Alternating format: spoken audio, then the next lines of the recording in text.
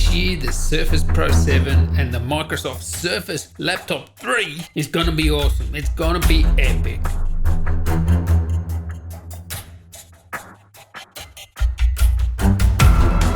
So this comes with Windows 10 Home. What the? Come on, let's get rid of that Windows Home. Let's get some Windows Pro. Copy and paste my code from the description. You can also get Office 2019. Just paste my code. Woof, it's Windows Pro time.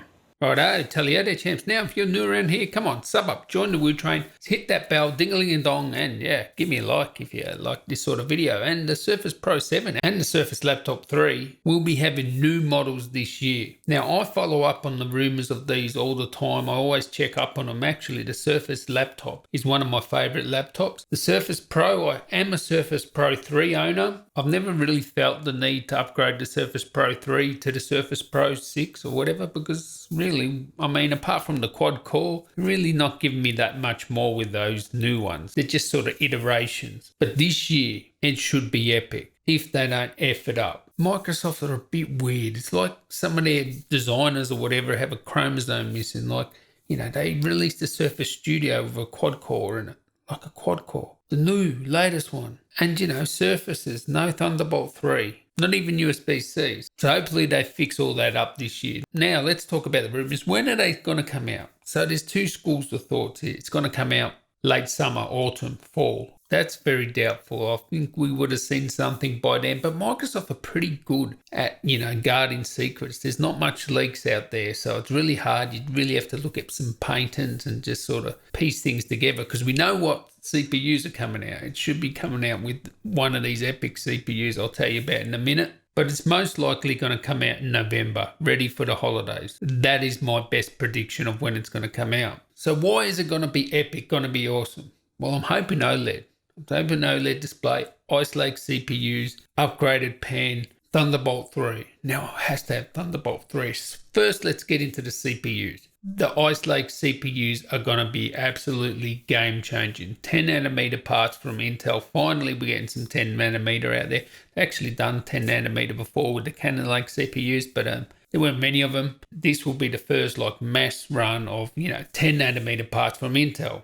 And what's epic about them is they have AI and all that built in, whatever. We'll see if that's any use or not. But the main things, Wi-Fi 6, low latency, better battery life, better transfers. Wi-Fi 6 is a big deal. It's going to have that. Thunderbolt 3 built into the CPU and the chipset. So no discrete Thunderbolt 3 controller. It is actually built into the CPU. Now, given that Thunderbolt is built into the CPU, if Microsoft do not come out with Thunderbolt 3 on their Surface laptops and the next Surface Pro 7, I'll tell you what, I'm getting a ticket. I'm coming down to the good old USA and I'm going to get Bill and give him one. I'm telling you, they need Thunderbolt 3 and it should have it. Because if we have a look at one of the patents, because they're supposed to have a thinner keyboard, it's supposed to be a better keyboard, thinner, the detachable type cover, and they made a patent for that. And in that patent, they showed a Surface product that had a USB-C. It looked like USB-C. So that should be Thunderbolt. So that's one thing. Thinner, lighter type cover, Ice Lake CPUs with Thunderbolt, Wi-Fi 6, and better graphics, like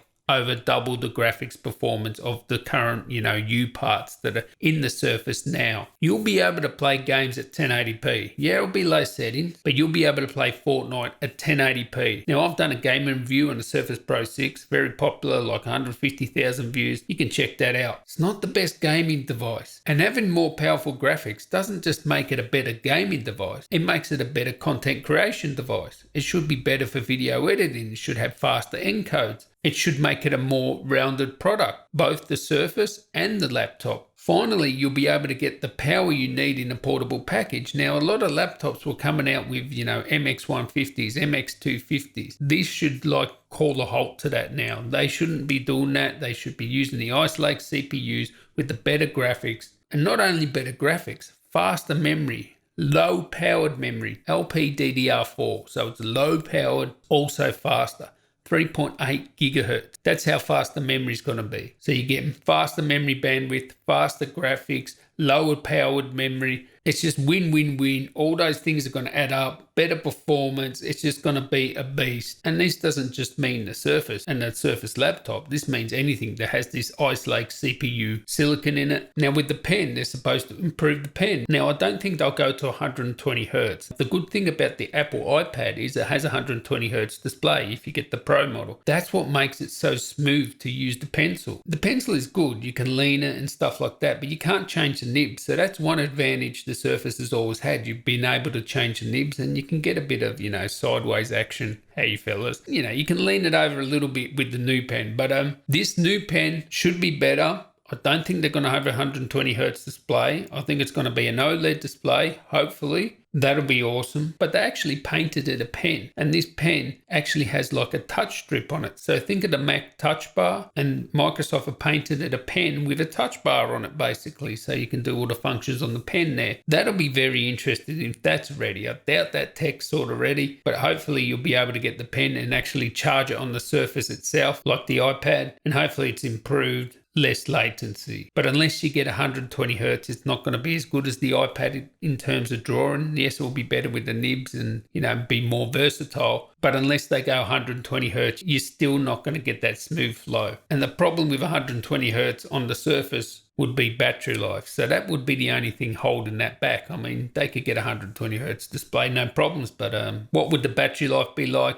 Maybe using Ice Lake CPUs can offset some of that battery life. Who knows? And talking about battery life, it should have better battery life. Using the Ice Lake should be thinner too, lighter, so it should be easier to use as a tablet. And that Surface laptop should friggin' fly because the cooling in the Surface laptop is friggin' amazing. It's almost silent. Both Surface products are almost silent. Like seriously, both of them. They got the best cooling. I don't know what they're doing in there, but you can't hear them. They're silent. Yeah, excellent performance. Just give us our OLED. Give us our Thunderbolt 3, Ice Lake. It's gonna be epic. Catch you in the next one, guys. Tally ho.